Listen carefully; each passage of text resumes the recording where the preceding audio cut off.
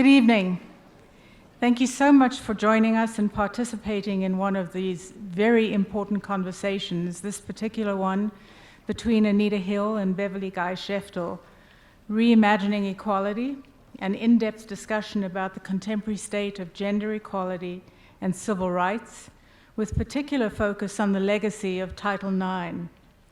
I'm Natalie Fitzgerald, President of the Board of the Women's International Studies Center, and we are truly proud to bring you tonight's discussion. WISC's mission is to inform, inspire, and enable women around the world to achieve their full potential. And we engage with cross-generational, cross-cultural, and interdisciplinary groups in pursuit of that mission. Tonight is the final presentation of our EDGE series, Engaging Dialogue in Gender Equity, and is one of a series of presentations WISC has convened during our 2015 programming. Our focus this year has been on trending and relevant topics. We have covered with quality and in-depth the subjects of unconscious bias, social change, and gender equity, issues that matter for all of us. We strive to identify the issues and the problems, but more importantly, to generate positive takeaway thoughts and actions. You can find information about WISC in the brochure that you were given when you came in, so please take a look and become a member. Your support and participation are crucial to our ongoing work. An event like tonight requires a lot of effort and dedication, and so I want to thank our board of directors. This is a working board, many of whom are present tonight. Perhaps those of you who are here could just raise your hands.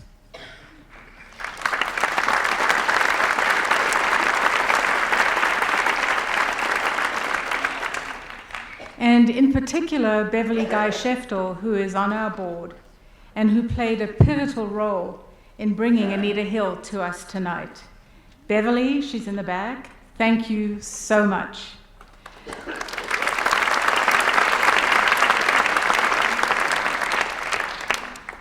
A special thanks to our co-sponsor organizations, Patina Gallery, and most importantly, Bob Martin and the Lensic.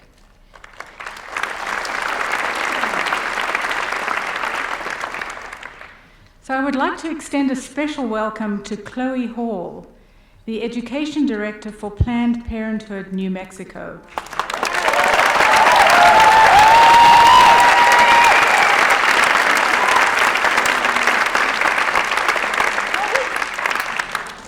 And her 10 Planned Parenthood peer educators, who are Santa Fe High School students dedicated to teaching their peers about sex ed, sexual assault, dating violence, etc.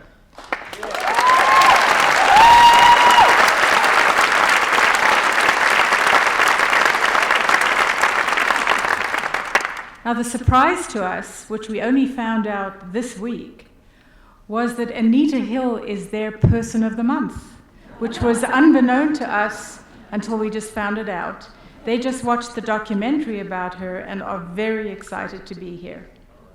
Finally, tonight I have the distinct pleasure and honor of introducing WISC's newly appointed director, Laurel Savino. Laurel will be introducing Anita Hill and Beverly Guy-Sheftall. And Laurel, she's only been with us 1 month, but boy, she has just dived into the deep end. Laurel brings an array of skills and relevant experience to WISC with more than 20 years in nonprofit management and development. Her background includes 8 years at the California Academy of Sciences and another 8 years with the Trust for Public Lands, working out of their Santa Fe office but with responsibilities throughout the Southwest. While at Trust for Public Lands, she was the Rail Yard Park and Plaza Capital Campaign Director for the Santa Fe Rail Yard Project. She's well known and highly respected in Santa Fe, where she's lived since 2001. Laurel.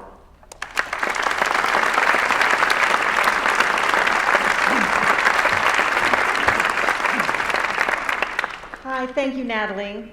It's my privilege to acknowledge a few people and organizations who made tonight possible. WISC is grateful for the generous support of the Elizabeth A. Sackler Museum Education Trust for underwriting this event.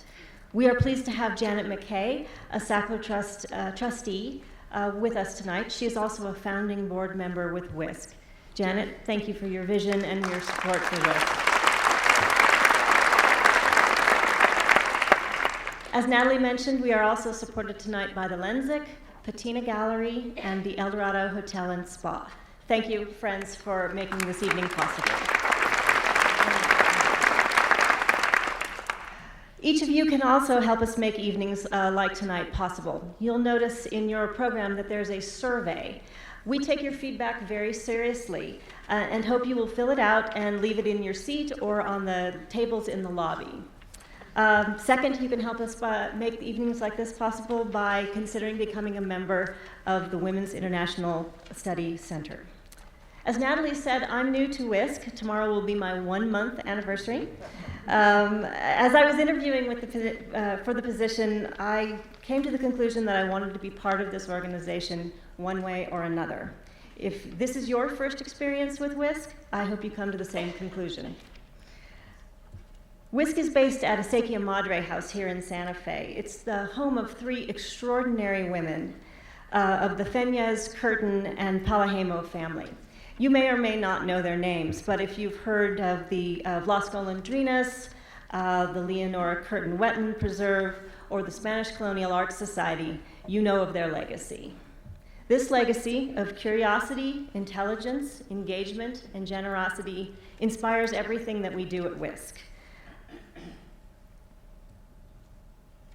And tonight's speakers exemplify those characteristics and more, including leadership and character. We are fortunate to have with us tonight Beverly Guy-Sheftall, a member of our board and from Spelman College in Atlanta, where she's founding director of the Women's Research and Resource Center. She's the Anna Julia Cooper Professor of Women's Studies, and she's also an adjunct professor at Emory University's Institute for Women's Studies, where she teaches graduate courses. She is in conversation tonight with Professor Anita Hill, who was catapulted into the national limelight as a result of the Supreme Court nomination of Clarence Thomas in 1991. Anita Hill is Professor of Social Policy, Law, and Women's Studies at Brandeis University, where she teaches courses on gender, race, social policy, and legal history. Her latest book is Reimagining Equality: Stories of Gender, Race, and Finding Home. Please join me in welcoming Professors Guy-Sheftall and Hill to the stage.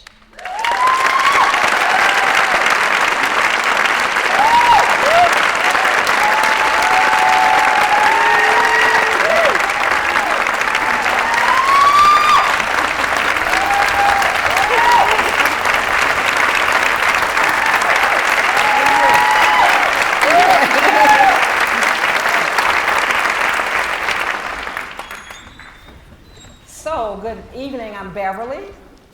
I am delighted to be here. I have been coming to Santa Fe vacationing primarily for over 20 years, and I am really delighted that I have joined the board of WISC, and so I will be coming here also to do some work in addition to vacationing. And I am especially pleased to be in conversation this evening with Anita Hill, whom I have known since 1991 in various capacities. So this is going to be the format. We are going to be in conversation for about 40 minutes, and then I will deal with some Q&A, some questions that have actually come from the audience, not questions that I have crafted, which will be woven into my conversation. So at the end of our conversation together, I will go through my cards that those of you who came into the audience prepared. So that is the format. So let me just begin with a little bit about the theme, reimagining equality. Sometimes it's hard to remember what happened during the 60s with respect to what I think was the most important social justice movement in the world, which was the civil rights movement. And then fast on its heels was the women's rights movement. So those two social reform movements, the civil rights movement and the women's rights movement, actually changed this country in many, many important ways. And I think at this moment in US history, it's important to remember those struggles. And it's important to remember the ways in which race and gender issues have always been intertwined. So what I want to do is to give us just a little bit of history about one of the most important legacies of both the civil rights and women's rights movements. I don't know what's happening with my mic. A little bit of history of one of the most important legacies, which is Title IX. And I had actually, even though I teach this stuff on my day job, I had forgotten some of this history. So I want to just repeat a little bit of it. And Anita told me this would be a good idea. So this narrative begins actually, you want to? Okay. This narrative in terms of Title IX actually begins with the Civil Rights Act of 1964. Remember the Civil Rights Act of 1964. And I want to say what the Civil Rights Act of 1964 provided, because one aspect of the Civil Rights Act that people sometimes forget is that it also included gender discrimination. So anyway, that act, which came as a result of the Civil Rights Movement, had as its purpose ending discrimination based on religion, race, color, and national origin in the area of employment. It also prohibited gender discrimination in the workplace, but it did not address federally funded programs or public education, which is why we had to do Title IX. In the aftermath of President Johnson's struggles around the Civil Rights Act, that is really trying to make sure that the federal government complied, he crafted a number of executive orders, the most important of which was Executive Order 11375. And it's important to know that that particular executive order came as a result of the women's movement. The women's movement was really energized by the Civil Rights Act, and they persuaded President Lyndon Johnson to include issues of women with the Civil Rights Act. And he did that. He crafted a number of executive orders. In 1969, and this may be a name that most people in the audience haven't heard, but Bernice Sander, who was a professor at the University of Maryland, and was about to lose her job. Lots of women in colleges and universities lost their jobs around tenure issues. And she took advantage of this executive order, and she decided that she would file a complaint, a gender discrimination complaint. In fact, she filed over 260 complaints, not just against the University of Maryland, but with many, many other universities. In 1970, she joined with Edith Green, who was a Democratic member of the House, joined with Edith Green and sat in with her with congressional hearings around women's rights. And it was in these hearings that they first proposed Title IX. This was 1971. Patsy Mink, the Democratic senator from Hawaii, was the person with whom they collaborated to get Title IX onto the floor. It was mostly focused on hiring and employment practices of federally financed institutions and did not include college athletics, by the way. So this is to come later. The bill was actually introduced by a righteous male, Senator Birch Bayh of Indiana, in 1972. And it was a part of his attempt to get the Equal Rights Amendment passed, which this country has never done. But they were very clever because they knew that they were not going to get the Equal Rights Amendment passed, so they added an educational amendment to the Equal Rights Amendment, which turned out to be Title IX. So in 1972, Title IX became law, and President Richard Nixon signed the bill. I want to just read, it's very simple and very compelling, Title IX, and this is what it says. No person in the United States shall, on the basis of sex, be excluded from participation in, be denied the benefits of, or be subjected to discrimination under any education program or activity receiving federal financial assistance.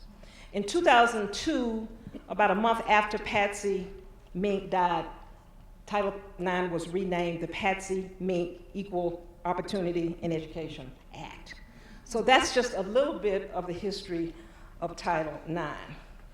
So what I want to say is there are going to be four main themes that we're going to discuss, and these were things that Anita wants me to do, rather than my own questions as a start. One has to do, of course, with women in sports, particularly leadership of sports and athletics. The second has to do with access of women and girls to STEM fields, math and science, particularly women of color, girls of color, and other marginalized women's groups or women's entities. The third will be issues of freedom of speech and academic freedom around sexual harassment. And the big one, which has gotten a lot of national attention, is sexual assault and sexual violence on college campuses. And we brought a just released book that came out, which we'll refer to a little bit later, around this issue. So let me begin. As a law professor, Anita, what would you say compelled you to Title IX as a primary area of interest for you? Well, I'm going to get to that. But I've been quiet for so long. First of all, I want to say what a thrill it is for me to be here in Santa Fe. And it has been a marvelous place to be for 48 hours. And of course, it's a great thrill to be on stage with my friend Beverly Guy-Sheftall. We are in a conversation, and Beverly did say there's a time limit on our conversation, which is unlike our phone calls, which I have timed at 2 hours at a time. So you won't have that tonight, and then we'll be a little bit, our conversation will be a little bit more structured. But I'm hoping it will be just as interesting and compelling as if you were listening in on our telephone conversation. And I just want to thank my host, WISC, for bringing me here and providing such a wonderful audience for me to talk with. So with that, now I'll answer your question. So what compelled me to look at Title IX? Well, there are a couple of things. One, you and I have both been participants in anniversary experiences, whether it was an 50th anniversary of the March on Washington, 50th anniversary. We started out with the 50th anniversary of Brown versus Board of Education, and then it was the March on Washington, and then the Civil Rights Act, and at every one of these anniversaries in the programs, and there's always some very compelling panelists and very smart talk, but there are always, it seems to me, some regrets where we're saying, well, we had hoped that we would be further along, things seem to be going backwards instead of moving forward, we seem to be stuck at the very least. And it occurred to me after being in one of these programs that Title IX is really a very important act, and for a number of reasons, in the lives of women and girls, and really men as well. And so I knew that in the year 2022, Title IX would turn 50. And I didn't want to wait until 2022 or 2020 to start planning a program where everybody was going to sit around and say, I wish we'd done more. So it occurred to me that the thing to do would be to start planning now about what we would like for Title IX to have done at the 50th anniversary. And so that's why I started really trying to plan ahead. What are the gaps? What are the things that are missing? Where does the litigation need to go? are there new legal theories that we need to contemplate and think about how they work? Are there areas and populations of girls that are missing the opportunities that Title IX promises? And so with all of those questions in mind, and what is public engagement around Title IX? And I will tell you that if people of a certain age, when they hear Title IX, they think sports. But for those of you, and I'm sure I won't ask you to raise your hand if that's the first thing you think of when you think Title IX, but for a generation, and I see some young women in the audience, they don't think sports, they think sexual assault. And there are so many issues of importance in between that we really need to engage the public to understand the breadth of Title IX and the great potential that has not yet been met. And so that's why I'm looking at this as a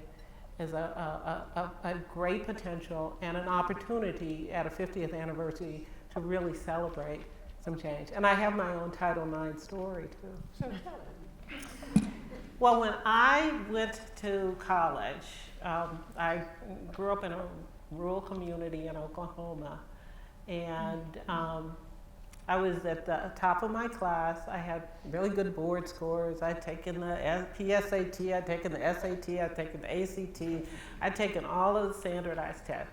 I'd done well, but particularly well in math and science. And I went to my advisor, and I said, I'm interested in a career in science, maybe majoring in biology. And my advisor, who had been assigned to me, I don't know, sort of a random assignment, said, well, I think maybe you want to think about the social sciences. That science is, pretty hard, and even though you've got good board scores, you went to a small school, and you may not be up to the challenge. And I was, I had just turned 17, and I actually listened. And, something, as I think back now, sort of my 59-year-old self says, why did you listen to that? Well, but my 17-year-old self was influenced by it. And I moved away from a career in science. I say, well, I did an easier thing by going to law school, but I did move, and it occurred to me that I started college in 1973, a year after Title IX was enacted. And I started thinking about how many girls were told that they couldn't, and whether this person looked at me and whether it was my race or my gender, it could have been either. It said to him, this is not a person that's going to be successful in science.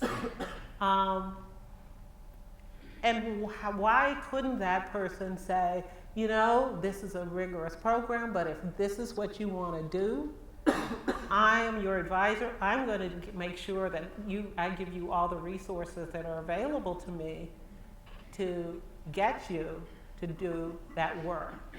Now, I may not have been a rocket scientist, but I at least deserve the opportunity, and I deserve to be encouraged to do it.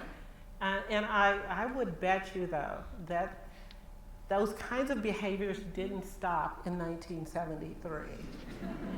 That those behaviors continue today, which is why we have girls,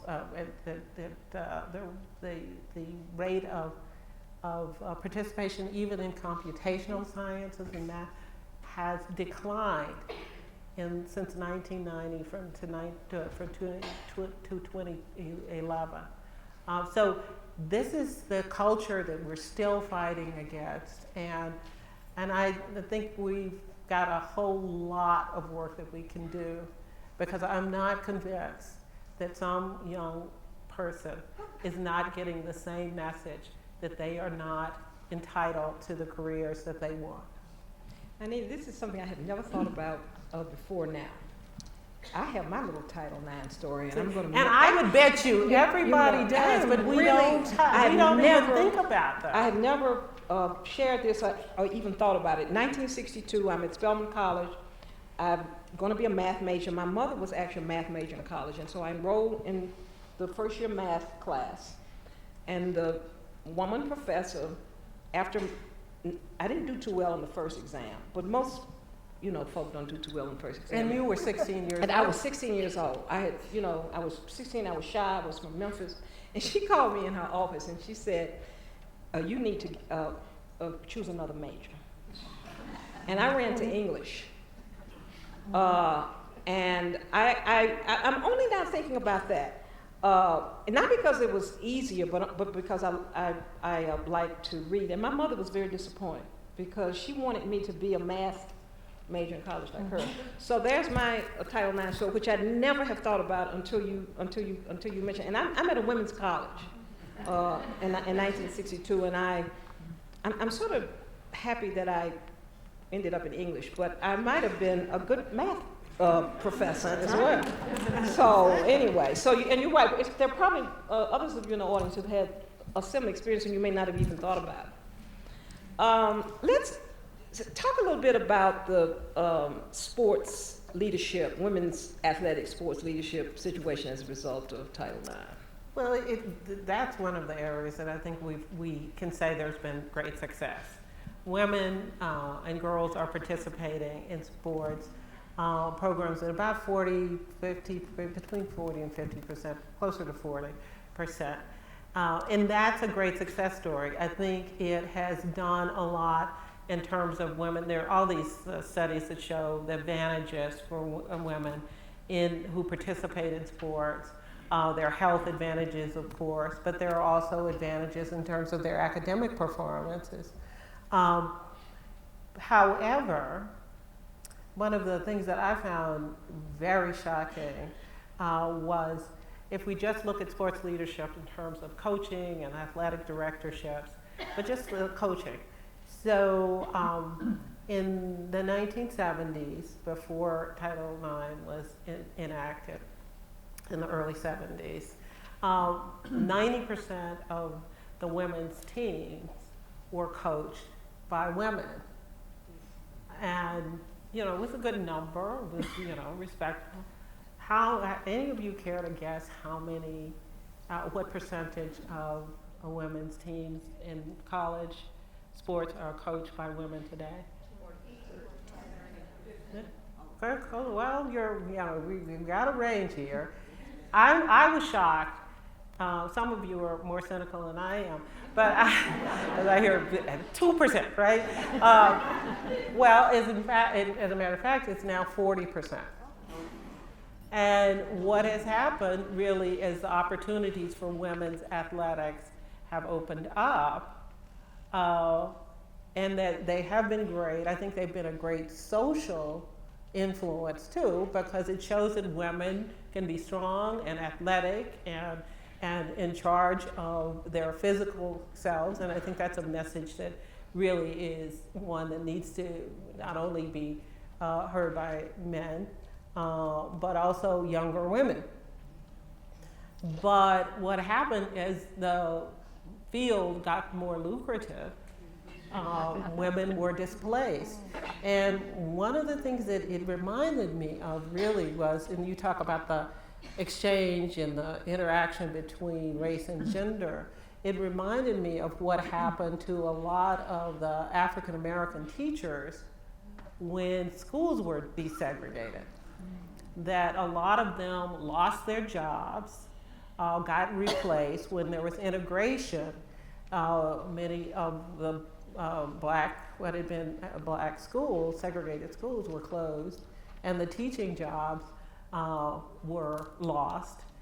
They weren't absorbed in the public school system. And so it seems to me that what we have is another parallel, and there's not much that's being done. There are pay issues. Even the women who are coaching, there are pay disparities. The athletic directors, there is a number out there, about 22% of the athletic director jobs are held by women. But I would bet you, if you looked at just Division I schools, that number goes way, way down, and that's where you get your maybe 2%. So this is really a critical issue. I think we need women in those leadership roles. I think it's one, they're entitled to. We've earned it after 40-something years of working to get parity in sports.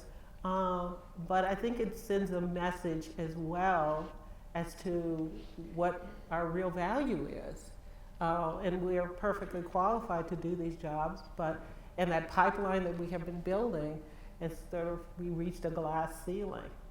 So that's one of the issues that I think we don't think about, but it's an important issue.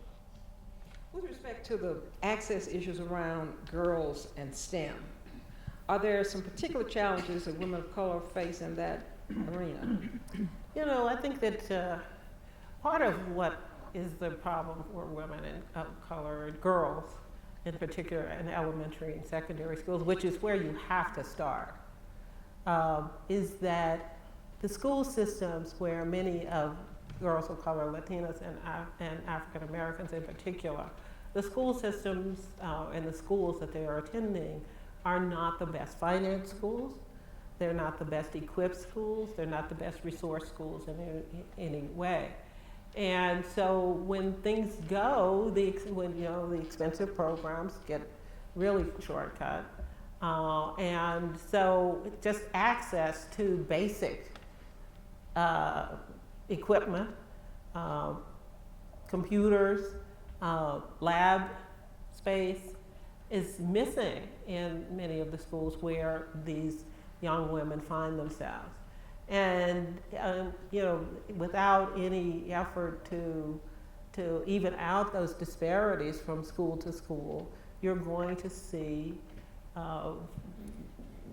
lack of participation and lack of access. So that's an issue. I'm not quite sure how you confront that, except that it's about funding, and it's about cities, and it's about how much we are willing to invest in the future of these young girls. It's not necessarily one that we can go and litigate. And it's one of those intersectional issues. Is it a class issue? Is it a race issue? Is it a gender issue? It's all of the above. And we have to start being able to think about girls and women in all of the above categories in which they fit. So I thought we would go a little bit to the issue that I think most people associate Title IX with, and it's certainly an issue that on college campuses we grapple with, and that's the impact of sexual violence on college campuses. And there's a big connection between access issues and women and girls' ability to do well in college and being in a safe environment. And a recent study, which was even shocking to me, indicates that females between the ages of 18 and 22, that the place that they are the most unsafe, which is amazing, is on college campuses around sexual assault and sexual violence. And this issue has really reached national proportions, because in the year 2011, you may not have known of what motivated this, but in 2011, because there were so many violations of Title IX around sexual assault, the Department of Education sent sort of dear colleague letters to colleges and universities who were receiving federal funding. And basically they said to them, if you continue to be not in compliance with Title IX around hostile, not work environment, but hostile environment for students, you are at risk of losing your federal funds. Three of the colleges and universities who were most problematic in this regard initially was Amherst College, very, very surprising. Had a woman president at that particular time. And prestigious places like Yale and University of Southern California. And the college that I would say had the most to do with movement in this area was University of North Carolina at Chapel Hill. They filed numerous complaints, and there's a wonderful film that premiered at Sundance this year, which I would encourage everybody to see if you can, The Hunting Ground, which is about sexual assault issues under Title IX, and particularly the University of North Carolina Chapel Hill case. So let's talk about the particular challenges of sexual assault and sexual violence on campus as a result of, I would say, one of the most important aspects of Title IX, which is forcing colleges and universities, literally forcing colleges and universities to comply with this aspect of Title IX. Well, I think another little piece of history is important too. In 1980, there was a suit that was finally heard involving Yale University, Alexander versus Yale. It was decided in 1980, and the federal court said to Yale University, you have to develop rules and regulations around the issue of sexual harassment. In essence, these students who had been advised by Catherine McKinnon won their lawsuit. But it took from 1980 to 2011 for there to be any real movement to enforce. I mean, and I think that's the story that people often miss. That they say, well, where did this come from? This is so new. And I've actually heard people on college campuses say, well, this is a new thing. Well, so we had 1980, Alexander versus Yale, not much movement. After I testified in 1991, I would get letters from colleges and universities and people working on them. And I heard from this one letter that I got was from a person who was in campus ministry. And what was happening was that when there was a problem, a sexual assault or sexual harassment, or people were feeling threatened and insecure on campus, they were sent to counseling, or campus ministry was dealing with the issue. And these were people who had neither any real training in these specific areas, nor did they have any real clout to address them. So, what happened, and many of you may know people, they just left school, or they transferred, or changed their major, or they did various things. They sort of burned out or disappeared, and you didn't know why. And so this has been an ongoing problem. The idea that one of the first real problems to dealing with this issue in a way that I think is responsible is the fact that there are so many people who are still in denial that these statistics that we hear and know, and those of us who are on these campuses know, that they're real. You've got people who just are denying it and saying, oh, this is just some feminist conspiracy. You radical feminists are trying to create victims. And so there has been this real resistance and a misunderstanding, and people say, well, how in the world does Title IX cover this anyway? And we should just send all of these problems out to the criminal justice system and let the criminal justice system adjudicate them. And those of you who maybe have worked in sexual assault outside of the campus knows that the criminal justice system hasn't done that well with addressing these issues. So it's really one of the first hurdles to getting an understanding about what the responsibility of the university is getting people to understand in their own consciousnness and in terms of legal consciousness that these are rights that are being violated as determined by Title IX, to take the issue seriously. And so, that's been a start. That's been why I think in part there is so much resistance, and it hasn't all been from the outside. Many of the people on college campuses are resisting. And we've just been very slow to respond. The other thing that I think we have to understand is that sexual assault and the experience of sexual assault and insecurities and feeling of being unsafe differs for different people. So if you have, for example, girls of color on a predominantly white campus, there is always, often this feeling of isolation that only gets compounded when you're trying to deal with these issues. If you have same-sex sexual assault, we haven't really, at least now at this point, we have this better understanding of sexual men assaulting women. But we don't really have a real appreciation of what the services are needed when we have same-sex sexual assault. Usually in what the typical case has been is male-on-male sexual assault. So we've got to figure out a whole bunch of layers of this on college campuses. But the first thing we have to figure out is what kind of processes we're going to use, and what the parameters are, and what are our responsibilities that are distinguished from what the criminal justice system does. They're not the same.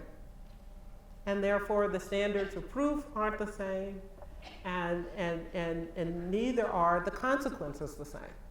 So all of those things are really being worked out on the schools today, and some are getting it better than others, and some are struggling against it. And I can already see some of the backlash to cases where people who have been accused of sexual assault are and found to be guilty and maybe expelled from the schools are now suing and getting somewhat large settlements as a consequence.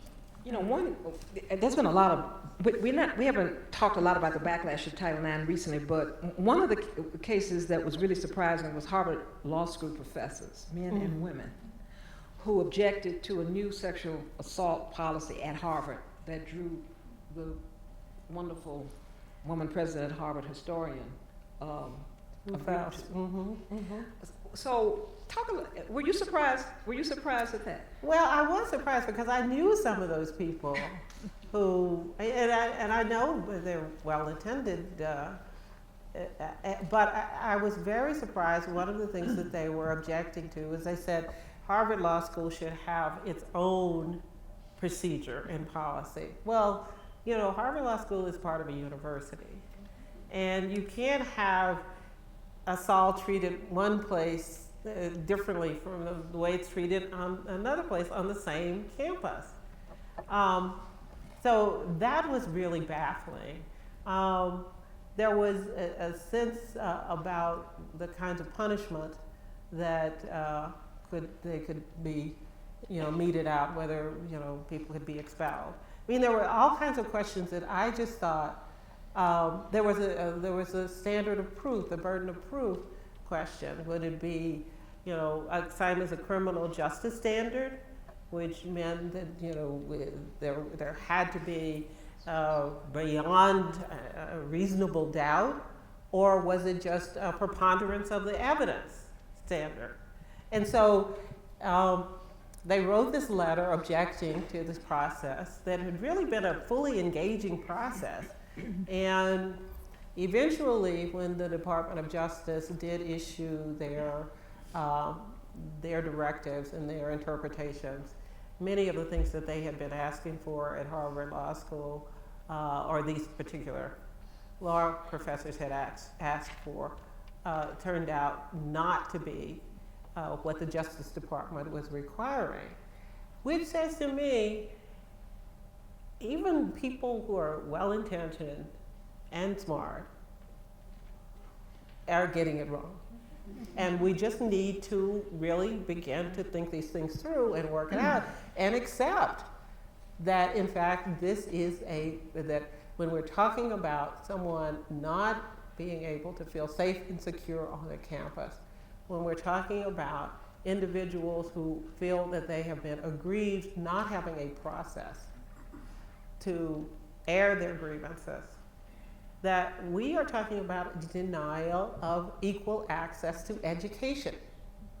And that we've got to dig in and figure out how to make sure that, in particular at this point in our history, that women are not going to be further advantaged because we're saying either it doesn't exist or that's just what happens on college campus.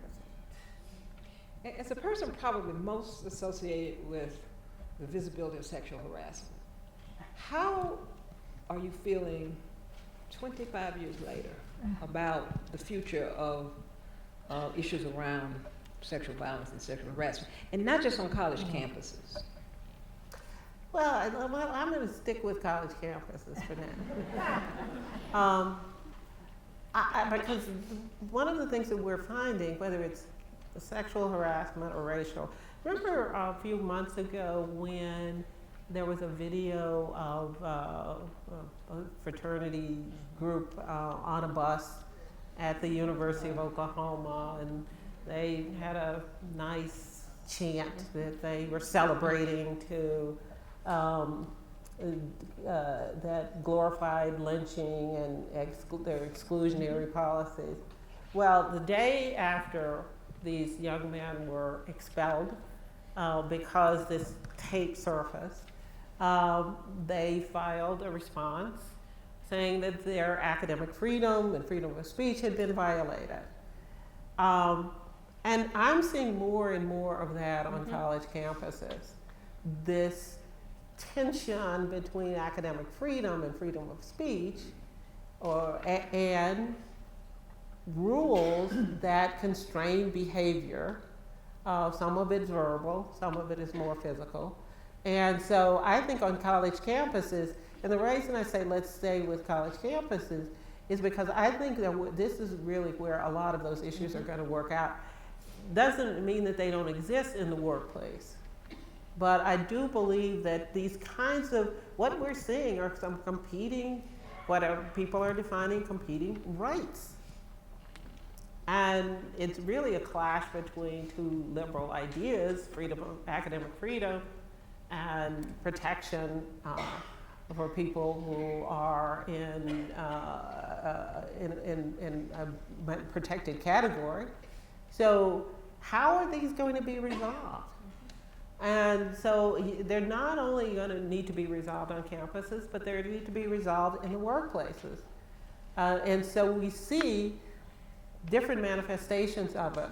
But I think the college campus setting is going to be important because these are headline catching now. This is where the public conversation starts. And this is where many people in the public, where they're thinking about these issues, get shaped. And so I think we're in a really important time in our history to dig a little bit deeper and push a little bit harder to get to the right protections that we need.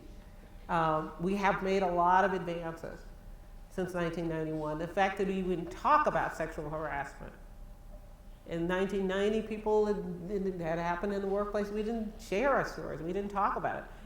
Record numbers of complaints have been filed, and we're seeing a different iteration of it now on college campuses, and I think it's good for us.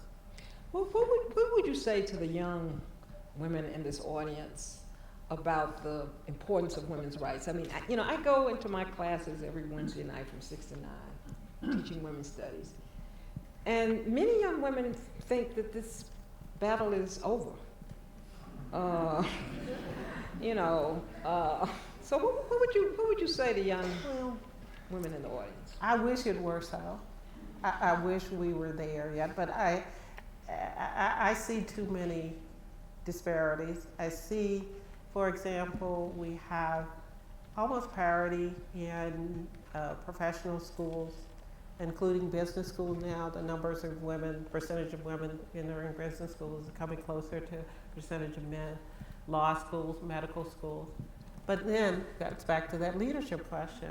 When you start talking about the pipeline, they're not succeeding. They're not heading medical centers.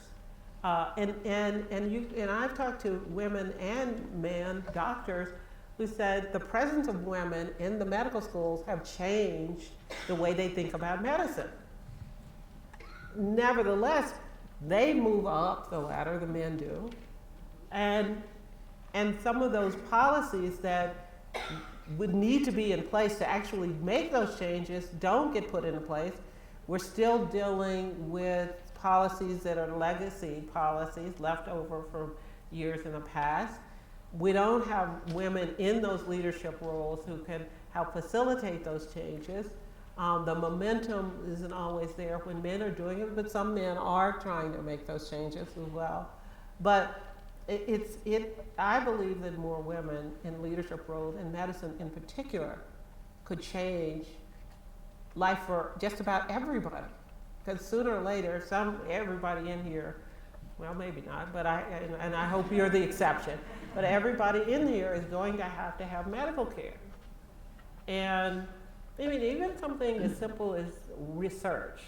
My good friend Paula Johnson, Dr. Paula Johnson, is a cardiologist, and she heads Brigham and Women's Connor Centers for Women's Health. And one of the things that she talks to me about very often is the fact that women are not subjects in clinical trials at the same rate that men are. Now,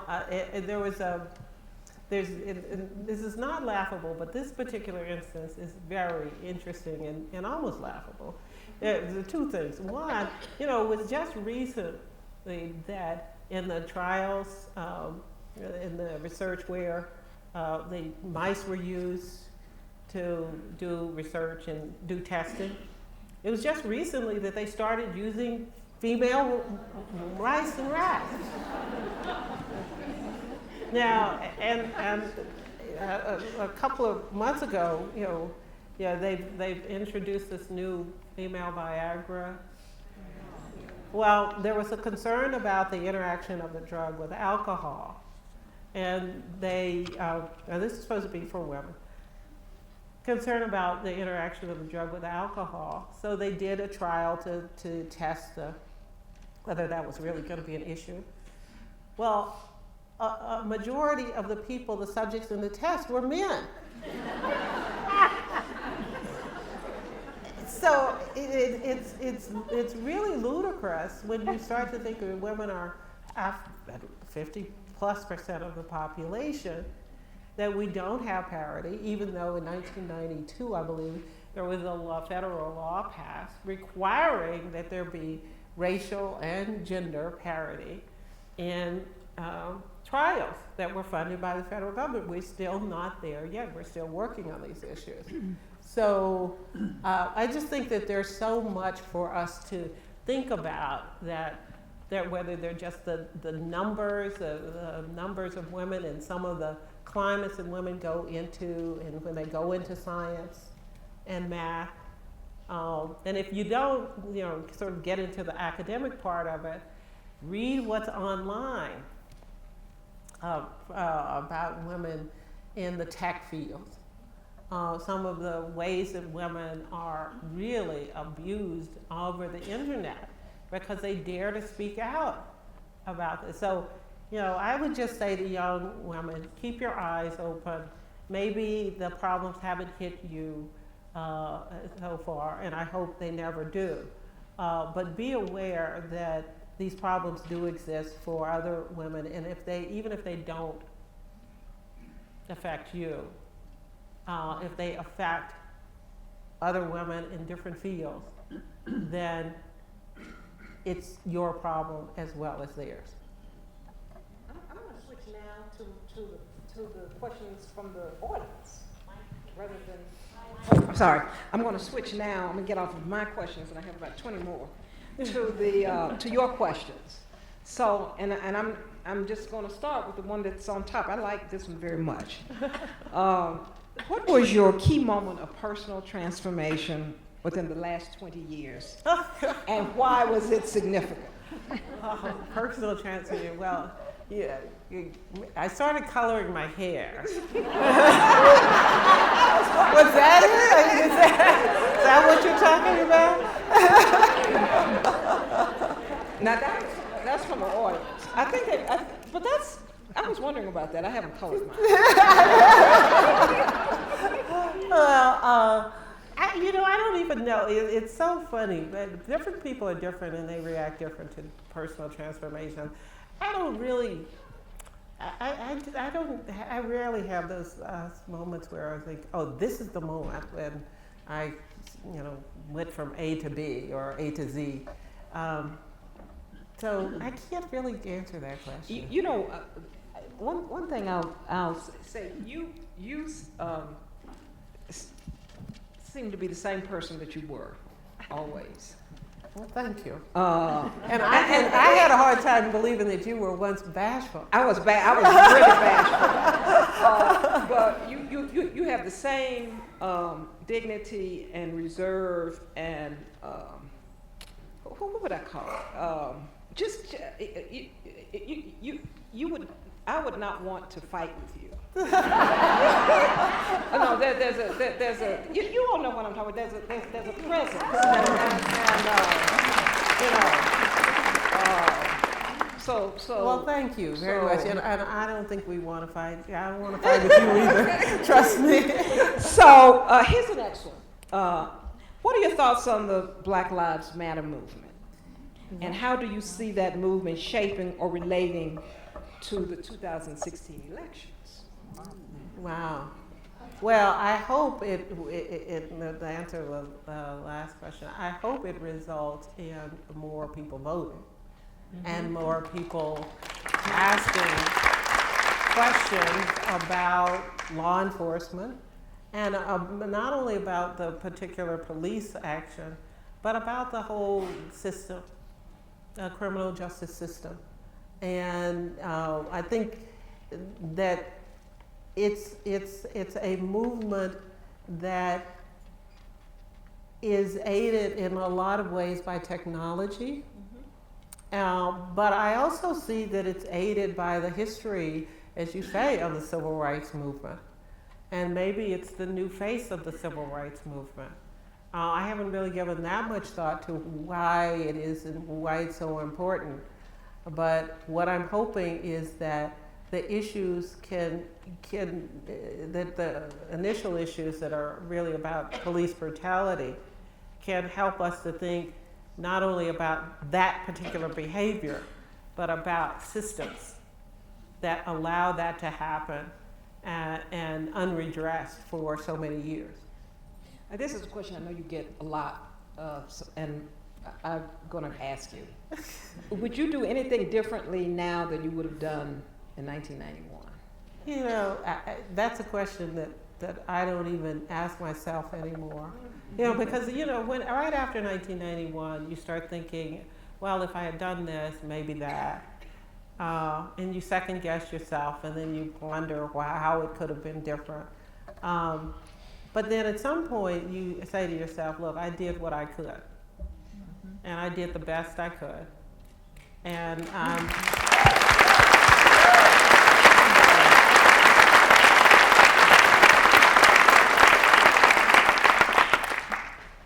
So there are lots of questions about the impact of Title IX, and I think you've addressed that. But are there any ones that are urgent that you think we should remember?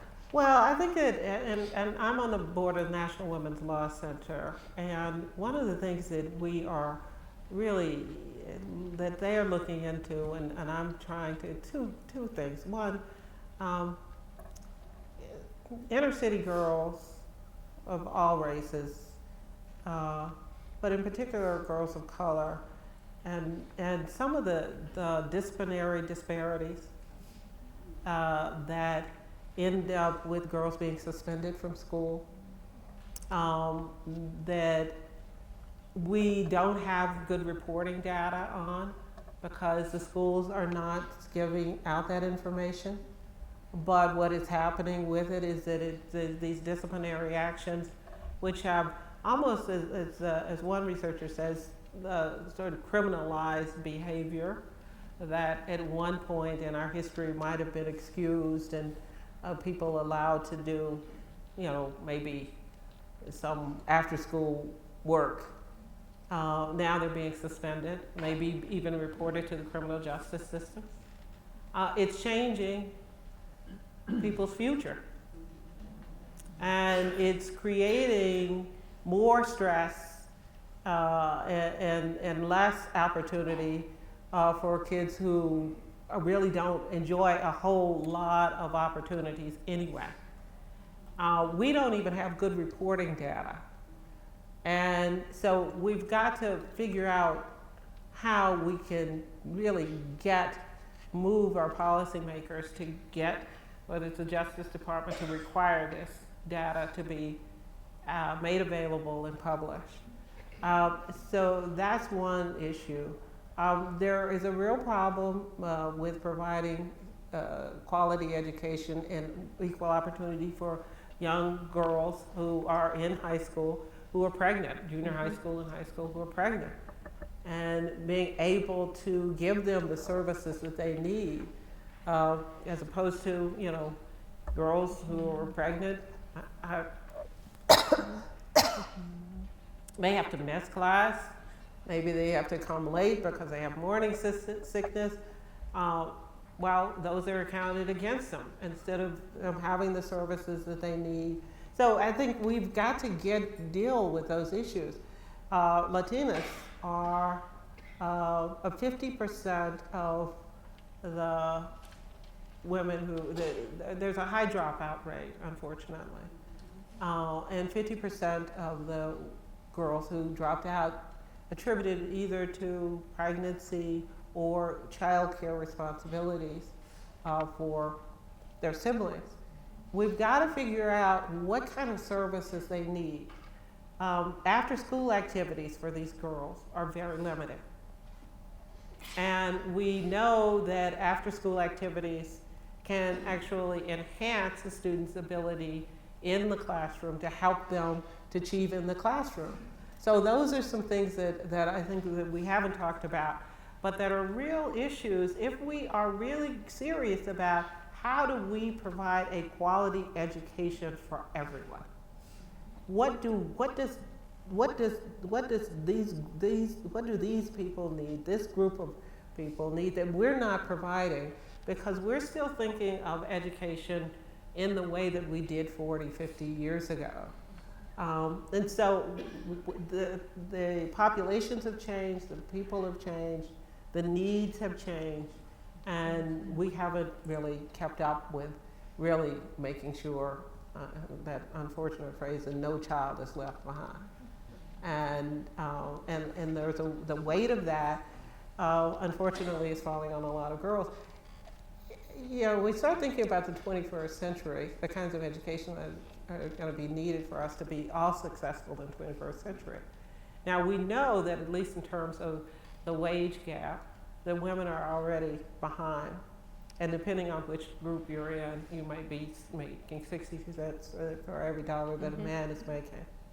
We also know that, this idea that people are going to marry and, they're going to have a dual family, two-family income, that's not the same, the likelihood isn't the same as it was 20 years ago. So what are we doing now to make sure that women and girls are not farther behind in terms of their earning potential? Just think about it. If we think about it in that way, I think that we can, how do we know that we're not going to be exacerbating the problem by not paying attention to these issues right now? And that's those are some of the unanswered questions, or many of them, which is why this is a 7-year project and not a, something that I think is going to be subject to a quick fix overnight. We're moving toward the end. There's a New Mexico question here, which I'd like to ask from the audience. It's a long one. A key question relating to New Mexico concerns the relative paucity of case law dealing with questions of how Title IX relates to pregnant and parenting teens, which you just alluded to. Schools are meant to make accommodations and not discriminate, but lawsuits present really horrifying case studies like forced pregnancy tests on students and a lack of accommodation. I am interested in this and also in the ways that Title IX requires schools to deal with sexual harassment and sexual assault on campus. Well, I don't have the answer for the best possible response to this. I know that there are some schools. There was a school that unfortunately was closed in Detroit where they had, it was a school for pregnant girls. And they had 92% graduation rate from this school. They were doing well, but then there were funding problems, and Detroit has its financial issues. But it's about investing. And whether the issue is whether we have separate schools for girls, whether that's the best model, I don't know. In fact, I'm getting some research that's being done about how do we present the kinds of services that are needed for pregnant students. Now, there is one example that I'm looking into in the city of Worcester, Massachusetts. We know Worcester, Massachusetts is not, it's suffered from economic downturn, but what happened was in that system was there was one woman who said, look, I'm going to start this school, and I'm not sure if she started it as a regular public school, as a charter school, but there's a debate about whether charter schools are the way to go. But if we're going to start thinking about charter schools, let's think about how do we shape them in ways that meet the needs of students, and the students who are the most needy in many cases. So there are different ideas out there about the best way to address the needs of pregnant and mothering students in high school, and I don't know the answer to it, but I think we can't ignore it. It's a real issue affecting the lives of girls, and unfortunately for many of them, the answer is the struggle is too hard, and they do just drop out. They can't keep up with both. They can't keep up with taking care of their children or being pregnant in school where the services aren't suited to them. And so for too many of them, the solution is just to drop out. And we know that the value of the education is really going to be lost, and it's very hard for them to get back in and to make that time up. Laurel, how are we doing? Where's Laurel? Okay, I have one final question then. Do you have any thoughts about the commercialization, big business aspect of college sports in general? And I was thinking about the Sandusky case with predatory behavior with boys. Well, I grew up in Oklahoma. Big sports. I was actually on the athletic council at the University of Oklahoma. And I know, that the Sandusky case is really a case to itself. But it's largely influenced by the fact that in many of these schools, athletic departments really are so powerful. They can make up their own rules in terms of sexual assault. Up until recently, there were schools that handled any sexual assault that was an athlete involved was actually handled by the athletic department and not by the university itself. That's how powerful they have been. So, and then the other issue really is I think the reaction in so many ways, the willingness to ignore this was so homophobic in the Penn State situation. And we haven't really, in terms of Title IX, we know that Title IX has been interpreted to deal with transgender individuals, but we really haven't had a clear sense of how to deal with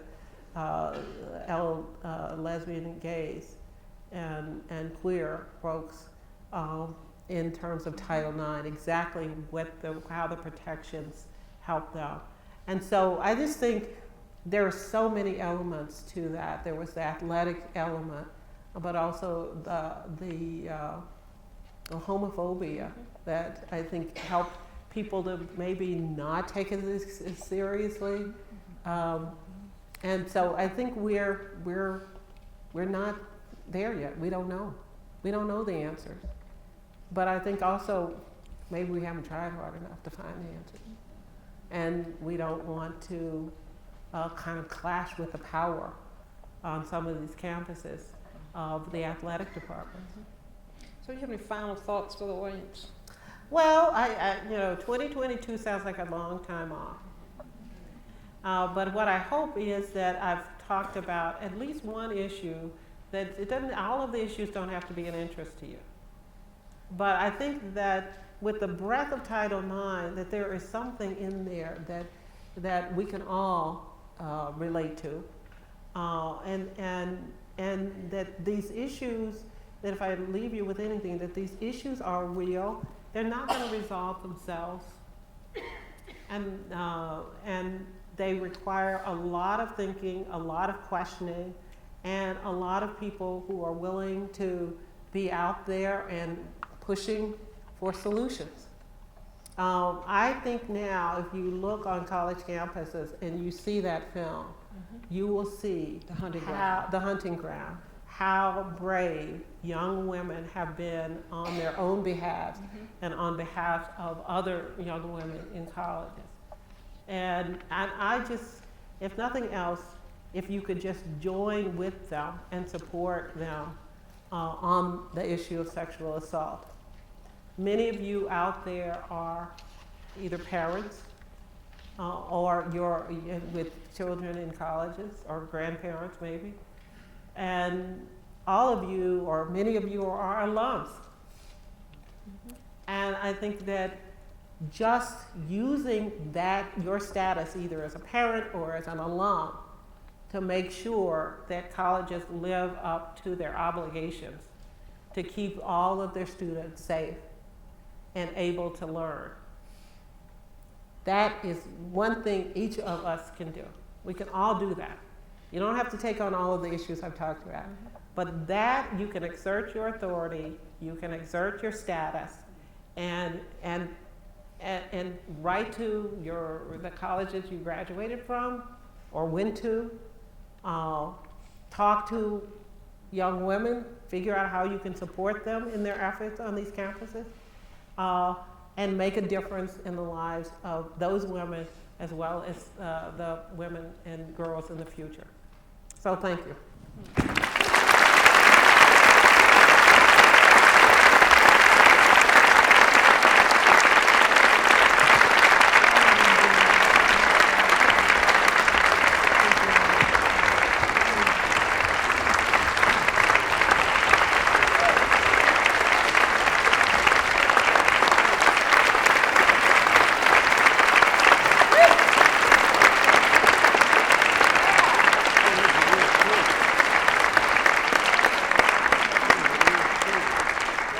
Before you all leave, I just want to make you aware of an exhibition at the museum at UNM in Albuquerque.